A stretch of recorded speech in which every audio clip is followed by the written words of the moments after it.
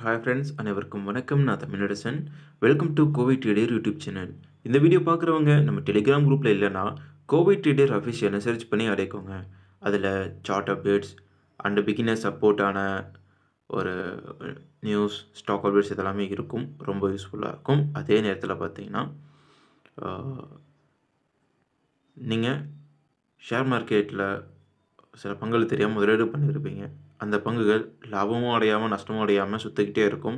So அந்த மாதிரியான பங்குகளில் என்ன பண்ணலாம் அப்படின்ற டிஸ்கஷன் வேணும், ஒரு ஐடியா வேணும்னாலும் நீங்கள் என்ன கான்டாக்ட் பண்ணலாம். Kovai trader official. Coal India பார்த்தீங்கன்னா ரூ. 427.90 இருக்குது. இது ஒரு பிரேக் அவுட் வந்து கொடுத்துருக்கு. சின்ன ஒரு ட்ரையாங்கிள் பேட்டர்ன். பட் அது கூட பார்த்தீங்கன்னா பொட்டென்ஷியலோடு இருக்குது. ஸோ இந்த பங்கு 470 வரைக்கும் உயர வாய்ப்பு இருக்குது. இங்கிருந்து 10% வரைக்கும் உயர சான்சஸ் இருக்குது. ஸோ கொஞ்சம் கவனமாக இருங்க.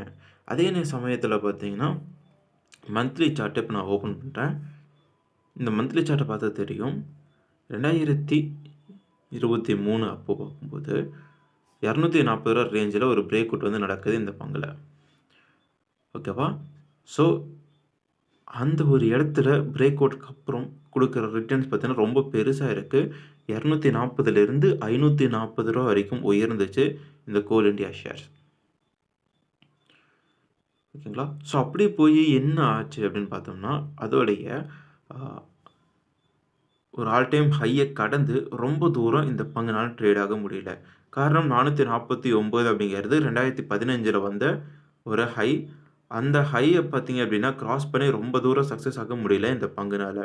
ஸோ எனக்கு என்ன தோணுதுன்னா, இந்த பங்கு ரீபவுண்ட் ஆகி மீண்டும் மேலே போக வாய்ப்புகள் இருக்குங்கிற மாதிரி என்னுடைய ஐடியா வந்து தோணுது. ஸோ கொஞ்சம் கவனமாக இருக்கணும். பார்த்துருங்க. தேங்க்ஸ் ஃபார் வாட்சிங். டாடா பாய்.